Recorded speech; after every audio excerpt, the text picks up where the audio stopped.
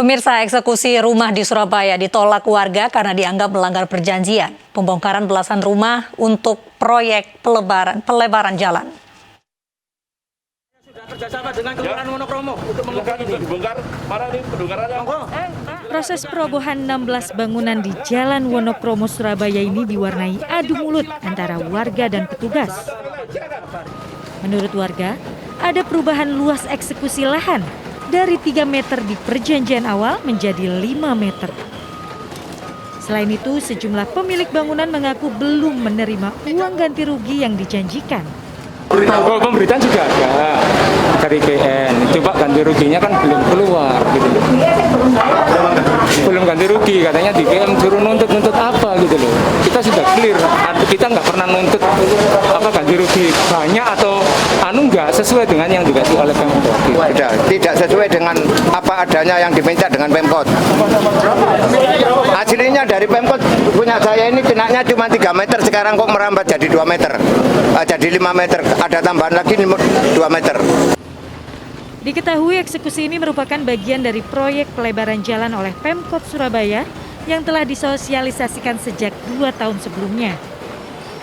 Sementara itu, Dinas Pekerjaan Umum Kota Surabaya menegaskan lahan yang dieksekusi merupakan aset milik PD Pasar Jaya, sehingga terkait ganti rugi dilimpahkan di pengadilan. Jadi ganti ruginya kan ini termasuk sengketa ya, karena kan tanahnya miliknya diakui dalam asetnya PD Pasar. Kemudian warga merasa tinggal di stan itu sudah lama. Jadi karena termasuk kategori sengketa, uangnya kita taruh di pengadilan. Proses eksekusi sempat menyebabkan kemacetan. Para pengendara yang melintas di Jalan Ahmad Yani dan Wonokromo harus bergantian melewati lajur di sisi timur. Pemirsa, untuk kedua kalinya Olivia Natania diperiksa di Reskrimum Polda Metro Jaya. Anak penyanyi lawas Nia Daniati ini diperiksa sebagai saksi dalam dugaan penipuan CPNS.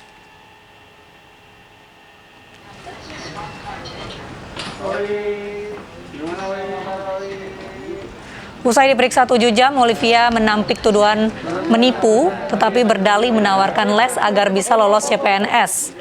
Pada pemeriksaan kedua ini, Olivia Natania yang biasa disapa Oi dicecar 42 pertanyaan oleh penyidik di Reskrimum Polda Metro Jaya. Oi diperiksa selama 7 jam dalam pemeriksaan lanjutan sebagai saksi terlapor dalam kasus dugaan penipuan tes CPNS.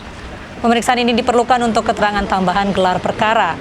Usai diperiksa, Olivia membantah tudingan telah menipu dengan rayuan jabatan CPNS. Oi diduga menipu 225 orang dengan kerugian korban 9,7 miliar rupiah yang diberikan para korban untuk memuluskan jalan menjadi CPNS.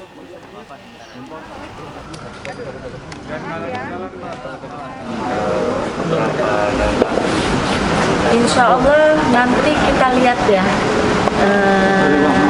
mudah-mudahan ada kesana. Pemirsa, Indonesia menjadi juara turnamen bulu tangkis bergengsi Thomas Cup setelah penantian selama 19 tahun. Namun dalam momen sakral pemberian trofi, bendera Indonesia dilarang berkibar karena sanksi dari Badan Anti Doping Dunia.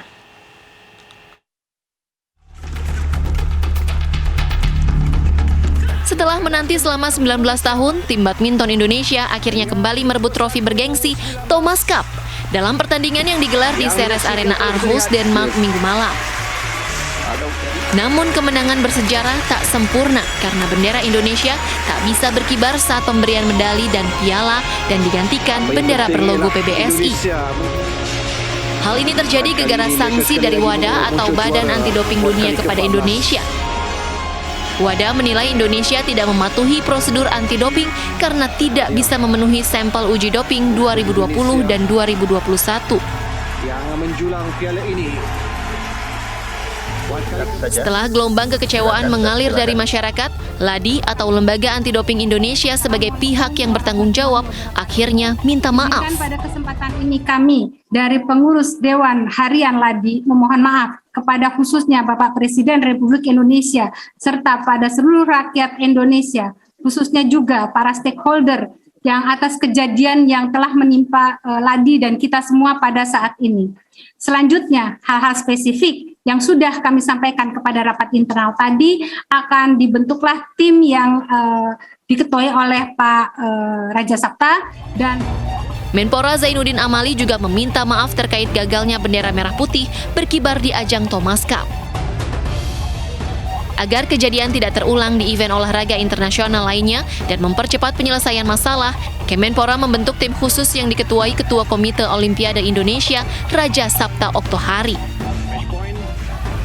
Jadi tim ini terdiri dari NOC, ada Ketua Umum NOC, ada Sekjen NOC, kemudian juga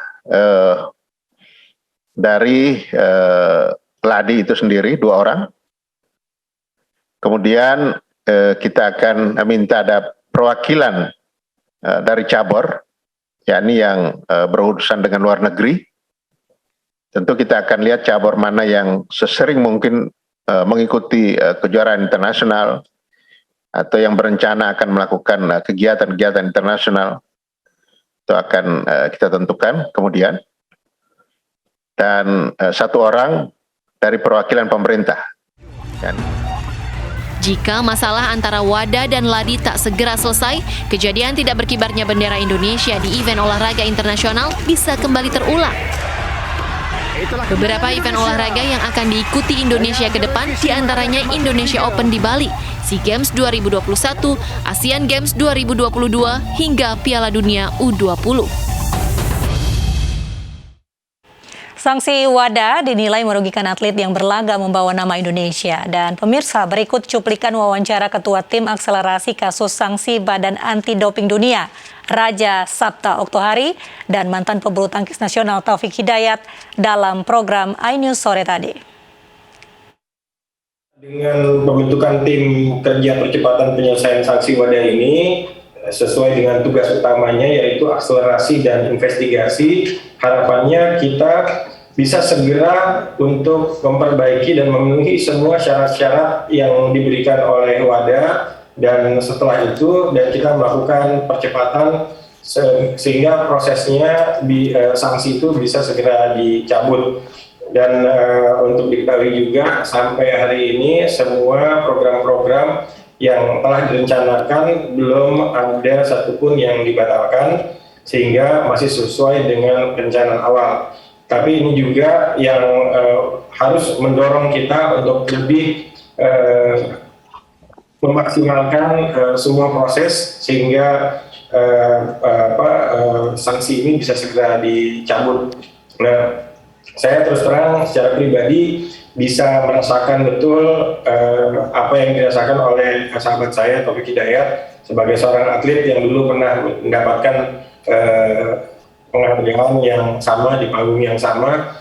Tentunya saya bilang tadi sama Taufik di acara yang berbeda, bukan hanya kesel, tapi pasti marah. Mas Taufik, sebenarnya apa kemudian dampak panjang dari masalah doping ini bagi olahraga nasional, terutama juga bagi para atlet kita? Ya, dampak panjangnya ya mungkin yang pertama kita nggak bisa menyelenggarakan yang namanya multi event ya. Dan saya harap juga tadi yang dibilang Bung Okto bisa cepat selesai, karena tadi bilang apalagi saya baru tahu sanksinya. Warga desa Kompa, Parung Kuda, Sukabumi, Jawa Barat yang terdampak longsor beberapa waktu lalu kini memiliki fasilitas MCK yang memadai dan representatif. Fasilitas MCK ini dibangun dan diperbaiki atas kerjasama MNC Peduli dan Lotte Mart yang merupakan implementasi dari donasi sahabat belanja Lotte Mart periode 2019 dan 2020. Fasilitas MCK komunal yang memadai dan representatif kini dapat dinikmati warga desa Kompa, Parung Kuda, Sukabumi. Pembangunan dan perbaikan fasilitas ini merupakan hasil kerjasama MNC Peduli dan Lotte Mart yang peduli atas kebutuhan warga desa Kompa pasca diterjang banjir dan longsor beberapa waktu lalu. Selain MCK, warga juga dapat menikmati tempat pembuangan sampah sementara dan tempat wudhu. Peresmian penggunaan fasilitas ini ditandai dengan penandatanganan prasasti oleh MNC Peduli dan Lotte Mart di gedung MNC Financial Center, Jakarta Pusat. Hari ini Lotte Mart dan MNC Peduli akhirnya mewujudkan bantuan berupa MCK sebanyak 8 pintu di Desa Kompa. Nah, ini merupakan dana yang kita kumpulkan dari program Lote Sahabat Belanja Lote. Karena kalau infrastruktur itu berkelanjutan ya dan bisa dipakai berulang-ulang kali dan bisa memudahkan semua pihak yang menggunakannya gitu. Dan untuk MCK sendiri pada kali ini gitu harapannya bisa membantu meningkatkan higienitas di Desa Kompa itu sendiri. MNC Peduli dan Lotemart mengajak masyarakat untuk peduli dan berpartisipasi aktif dalam membantu masyarakat yang membutuhkan. Dari Jakarta, Rian Rahman, Yudi Richard, iNews melaporkan. Perayaan pesta ulang tahun di sebuah restoran di kawasan Gambir, Jakarta dibubarkan paksa petugas Satpol PP. Selengkapnya hanya di iNews Malam sesaat lagi.